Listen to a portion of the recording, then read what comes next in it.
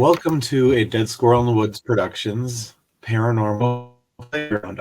I am your host, and with this episode, I would like to introduce the new co-host to Paranormal Playground, Leah. We met about a few months ago at Ashmore Estates. We knew of each other just through the ghost community before that, but we actually met in person at the Ashmore Estates on a weekend. So I thought it'd be a good idea to introduce you guys to her and our experience together in places we've both been, stuff we use. So welcome on, Leah. Hey there. Hey. So what got you into doing the paranormal? And what are you like? What got you into doing this? So, childhood on, there's been a belief in the paranormal. And I would say probably in early 2000s, I started doing random, what I called investigations at the time. I'm more of a scientific brain and have more of a thought process of how can I debunk something versus automatically assuming it's paranormal. And after, I'd say a couple of years of that, I wanted to join a team, but then I ended up moving to North Dakota. And I thought that would be really cool because North Dakota has an amazing history when it comes to the paranormal. But North Dakota's culture is very different than how we are right now in Wisconsin, like in the Midwest. So they really didn't want to talk about it. And it wasn't something that they were willing to discuss on a more often basis. You can get a few people like that will talk about it quietly and tell you a little bit of history and stories. And I definitely had some experiences out there. But when it came to actually joining a group, there really wasn't any. It wasn't really heard of. Right now, they do actually have a group, and then they travel all over North Dakota. But that was after I left. So when I came back to Wisconsin, I was out there for about 3.5 years. So when I came back to Wisconsin, the first thing I wanted to do was join a team. And prior to me leaving, I went to Paracon, which is in Milwaukee, and it was their very first one. It was the first year, and met a bunch of different teams and came back to Milwaukee and decided I was going to look up these teams and see about getting into one. So I did a few investigations with a team that I was with in my past life. And now I'm kind of jumping around and meeting different teams and how they do things. So it's been quite fun and eventful, and some good experiences, and other experiences made me question even more on what's actually out there. Okay. It's kind of interesting that you mentioned the Paracon because about 2 years ago, me and my sister, who I started this with, she we went to that and she brought up the idea of doing the podcast, which I was always intrigued by the paranormal, but never really acted on it or anything.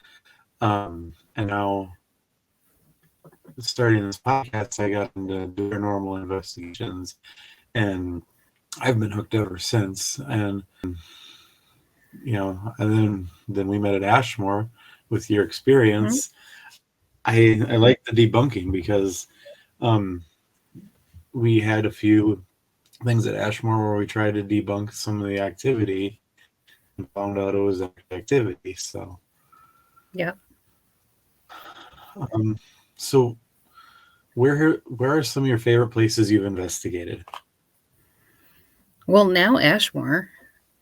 So the first time we went, the first time I went to Ashmore with a previous team, absolutely nothing happened. And I was really starting to question, because Ashmore is so well known and popular, I was starting to question the validity behind everything. Just like absolutely nothing was happening.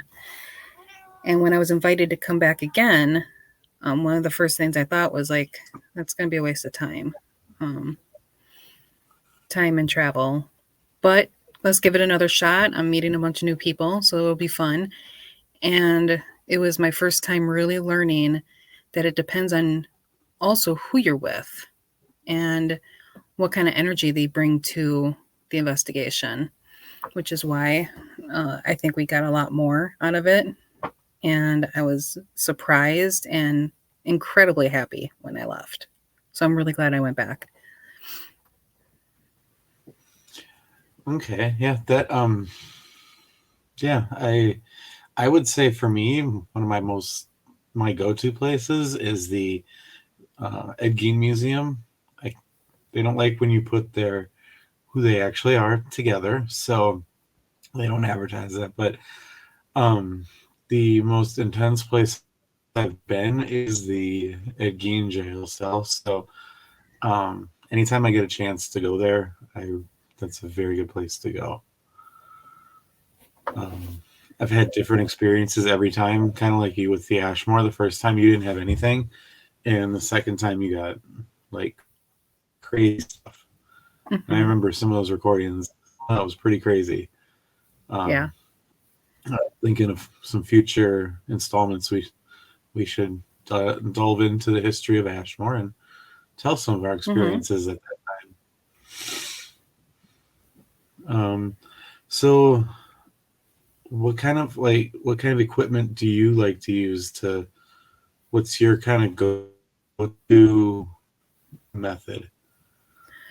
It always changed for me. Um, when I first started, I wanted nothing to do with the spirit box. Absolutely nothing. It drove me insane. The white noise drives me insane. Um, but I have seen it work on some groups to where there's no way you can mistake it. And then Okay. I did enjoy putting up cameras everywhere and like watching the cameras and having like a base camp to watch the cameras. But when I went to Ashmore with this new group, it wasn't done. And I actually found that we had a lot more time to put ourselves into the facility and just having more individual experiences versus spending 2 hours putting up cameras and then messing with the technology, making sure everything's working. Um,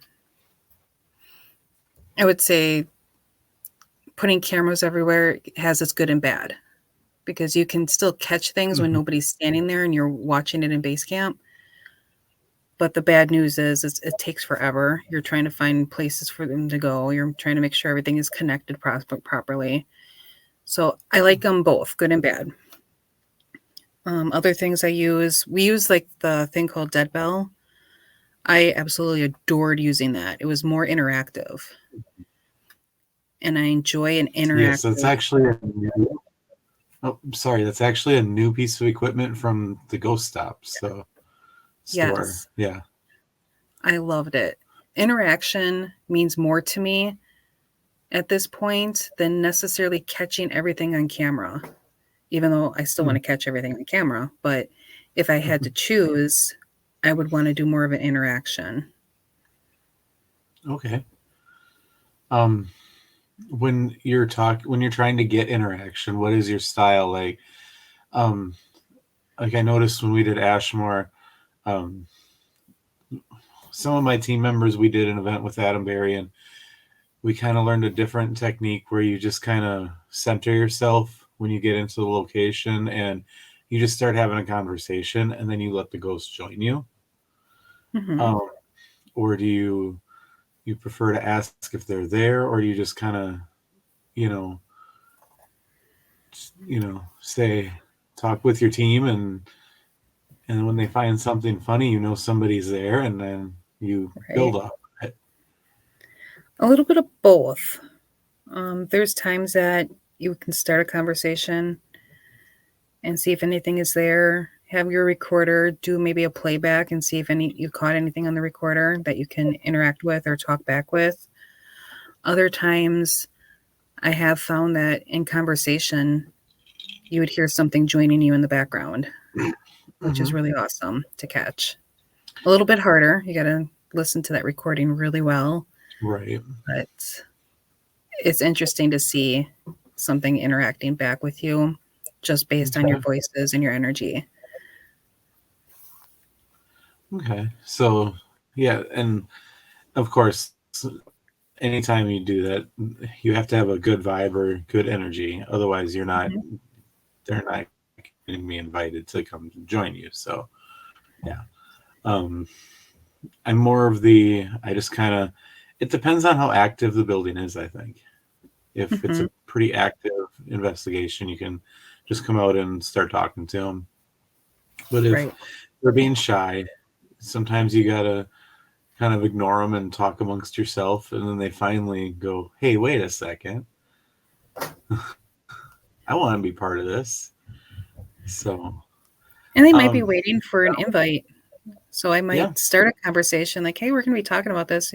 Join us if you want. Or it also depends on what your audience may be. If they say that they've seen sightings of maybe a child, I might change the conversation where it matches the child's mhm. mentality. Okay, like trigger objects too. Sometimes that Oh, sure. attract them. Oh yeah. Hmm. So okay, well, let's go on to other paranormal topics. Like me, I like the UFO stuff. It intrigues me, especially now that the government's coming out with all this stuff there, disclosing. So it's quite Uh-huh. interesting. Um, and I think we're gonna do our first topic together. I think is gonna probably be either Beast of Bray Road or Ed Gein. So because Yeah. we're doing the museum on Saturday together, Right. uh, Yep. and we do plan on trying to go live on some of our investigations and kind of explain what we have set up. So that should be fun. What other topics in the paranormal are you really passionate about? Mm. I would say if we're going to go in the whole spectrum of everything, um, obviously spirits are my number one. And then I do like talking a little bit about UFOs. I don't think it's a secret, and it probably never has been. I'm just going to go there. It No. really hasn't been. Um, to wait for the official, okay, yeah, they exist. It's kind of like, yeah, we already knew that, but thanks. Right. Um, I'm on the fence with the whole Bigfoot topic. Okay. There's the pros and cons on that one. But when it comes Right. to the cryptozoology, I'm just not So, sold. okay, and I'm not either. I'd like to see them. I've seen good presentations. I've seen bad presentations, and um, I haven't seen them myself. So now there's many theories on Bigfoot, though. What one do you go for? Because I know he's a Hmm. time traveler. He can go through different dimensions. Um, just stuff that's out there. There's different theories on that, or is there more than one? What are your theories on that? Oh, that's a hard one because I can go off of many theories. Right now, I'm Yeah. almost on the theory of like the different dimensions because here's the thing, Okay. you're going to see it dead, right? Like Yeah. the fact that we haven't is what keeps kind of popping up in my head and being into the scientific world that I'm in. It's like, that's obvious. Life cycle, you're going to Mhm. see something die. And we haven't. But there's no way that there's been these many sightings for how many years, and you're going to tell me that there's absolutely nothing out there? I don't know. Right. I got you on that. Well, maybe with your intrigue in Bigfoot, we can introduce some Bigfoot sightings here and there to that come out, the more recent ones, just for fun, That and would be fun. kind of analyze those, or like some UFO sightings. That would be kind of fun. Right. Yep. But and then in 2 weeks we're going to Broadhead Manor. Yes, we Or are. Yeah, so we'll try to go live there. Cool. Yeah, and we'll kind of try to include some of our videos if we get anything at these locations, I think. So, like, tune in and as we start getting a routine together here as a team. Yeah. So I look forward to our adventures. And we kind of Yes. started a little adventure group, me Yes. and the Phantom Pals. So Yes. hopefully you'll be seeing that on the Dead Squirrel uh, channel here. So Lots of good stuff coming. We're going to travel all yes, over the lots of place. good stuff coming. Yes, we got a few more trips further out that are going to be a little longer. So Yep. hopefully we can get you some good content. And we hope you tune in for future episodes.